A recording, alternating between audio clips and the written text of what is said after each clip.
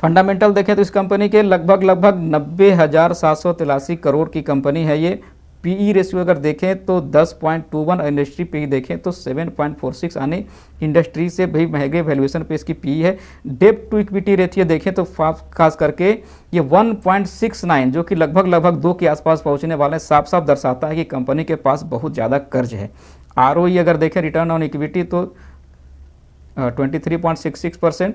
अगर ईपीएस देखें, earning per share देखें तो 19.5। देखिए ये सारी चीज़ें ठीक है, लेकिन ये सारी चीज़ें ठीक है नहीं, आपको ठीक ठीक दिखलाया जा रहा है, जैसा कि मैंने पिछले वीडियो में भी बताया था। अगर इसका आप फेस वैल्यू देखें तो 1 है, यानी स्टॉक में स्प्लिट की भी संभावना खत्म हो जाती है। नमस्कार दोस्तों, कैसे हैं आप? तो देखिए एक बार फिर से आज हम चर्चा करेंगे वेदांता लिमिटेड के बारे में। चर्चा करेंगे कि वेदांता के ऊपर क्यों बढ़ रहा है कर्ज का बोझ और क्या कहती है इसके ऊपर ब्रोकरेज का रिपोर्ट।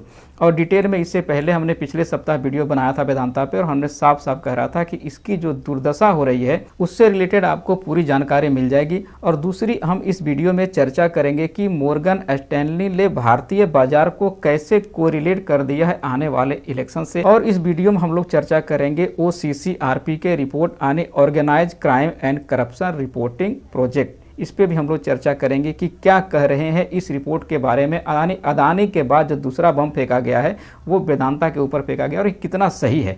सबसे पहले आइए देख लेते हैं कि वेदांता किस तरह से कारोबार आज शेयर मार्केट में किया है। तो प्रीवियस क्लोज था 241 रुपये 35 पैसे पे, इसका ओपन सेम रहा, यानी 241 रुपये 35 पैसे पे खुला भी। हालांकि इसने हाई लगाया 241 रुपये 95 पैसे का, आज का इसका लो रहा 237 रुपये 55 पैसे का। हालांकि अगर आज का कारोबार देखें तो लगभग 1% के गिरावट के साथ ये बंद हुआ है 239 रुपये 30 पैसे पे। अगर इसका हम एक महीने का रिटर्न देखें तो 2.68% निगेटिव में है। एक साल का देखें तो 8.72% निगेटिव में है। देखें तो कहीं से भी अच्छा रिपोर्ट इसका नहीं आ रहा है। अगर हम 5 साल में भी देखेंगे वेदांता का तो इसका जो रिटर्न है वो मात्र 3.84% पॉजिटिव में है।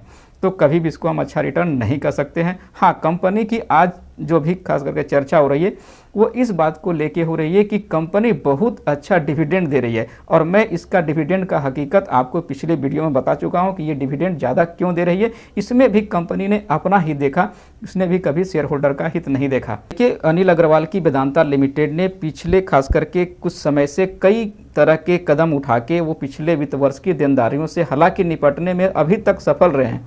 लेकिन जो एक्सपर्ट का जो अनुमान है कि आगे जिस तरह की ये चालाकियां कर रहे हैं, फिर जिस तरह से निपट रहे हैं कर्जे से, तो आगे इनका ये जो चाल है वो सफल नहीं होने वाला है। आने इस चीज़ को ये आगे दोहरा नहीं सकते हैं और शायद आगे आपको ये डेब्ट जाल में डेब्ट ट्रैप में ये फंसता हुआ कंपनी आपको नजर आएगा। और इसका संकेत आपको हम पहले वीडियो में ही दे चुके थे। ऐसे में अगले वित्त वर्ष की कर्ज देनदारियां जो कि काफ़ी बड़ी है और ऐसे में कंपनी को इसके साथ निपटने में काफ़ी मुश्किलों का सामना करना पड़ सकता है। कारोबारी साल 2025 तक 3.6 अरब डॉलर, जी हाँ 3.6 अरब डॉलर का कर्ज चुकाना है, जिसमें 2.2 अरब डॉलर का बॉन्ड भी शामिल है। और कर्ज के इस जाल में फंसती कंपनी को लिए खास करके बॉन्ड का रीफाइनेंस जो एक प्रोसेस होता है वो भी कंपनी के लिए करना अब आसान नहीं रह गया है। कर्ज में फंसी इस कंपनी के लिए एक उम्मीद की किरण है।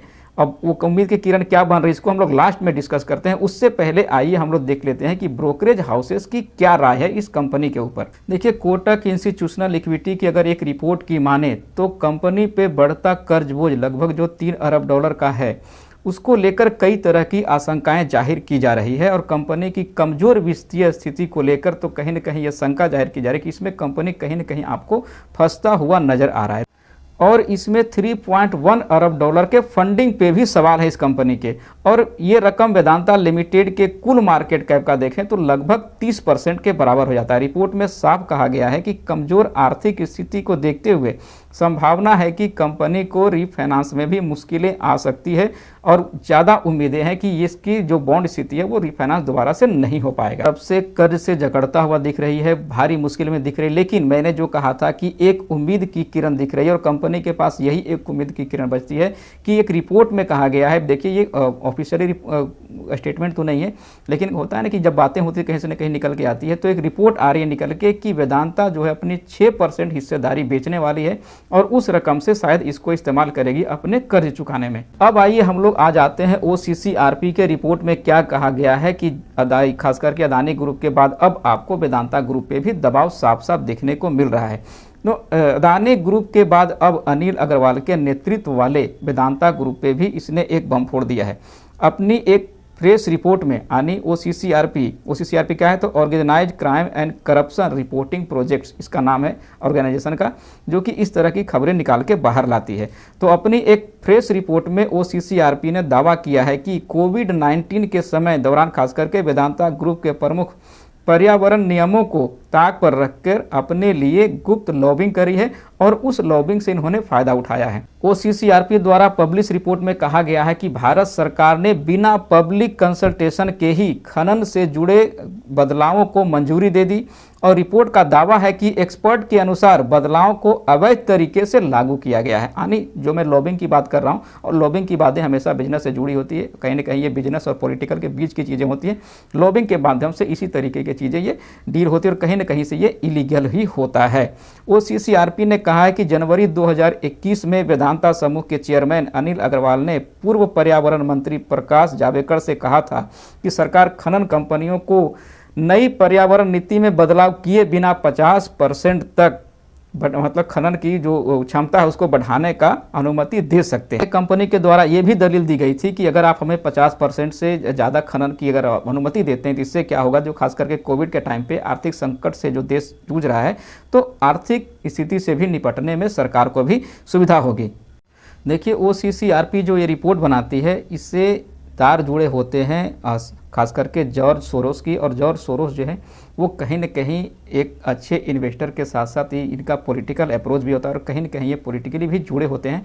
तो इनकी बातों में या इनकी रिपोर्ट में कहीं से अगर पॉलिटिकल बायस दिखता है तो कोई बड़ी बात नहीं, तो इसमें पॉलिटिकल बायस भी साफ साफ दिखता है।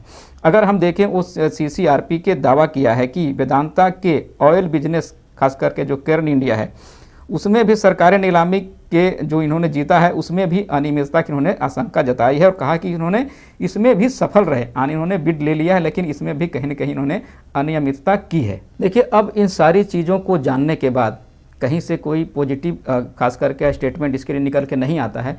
अब ऐसे में ब्रोकरेज हाउसेस की राय क्या बन रही इस स्टॉक के प्रति? क्या ये गिरावट जो है ये लेने का मौका है या फिर अभी ये धोखा? अगर आप मेरा पहला वीडियो भी देखे होंगे तो हमने साफ साफ कहा था कि ये आपको 200 के नीचे आता हुआ दिखेगा।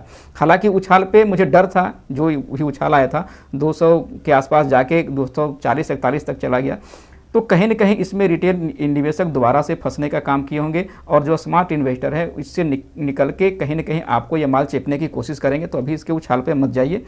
अगर इसके आप ब्रोकरेज हाउसेस की रिपोर्ट देखें तो कोटक के रिपोर्ट में कहा गया है कि कमोडिटी साइकिल के देखते हुए आशंका है कि कमाई पर आगे जो वेदांता की कमाई है उस पर आगे इसके दबाव बढ़ता हुआ ही दिखलाई देगा और ऐसे में इन्होंने इसकी सेल की सलाह दी है, यानी वेदांता लिमिटेड पे इन्होंने सेल की सलाह दी है और टारगेट इन्होंने 200 रुपये दिया है, 241 से सेल इन्होंने दिया है और टारगेट 200 को दिया है।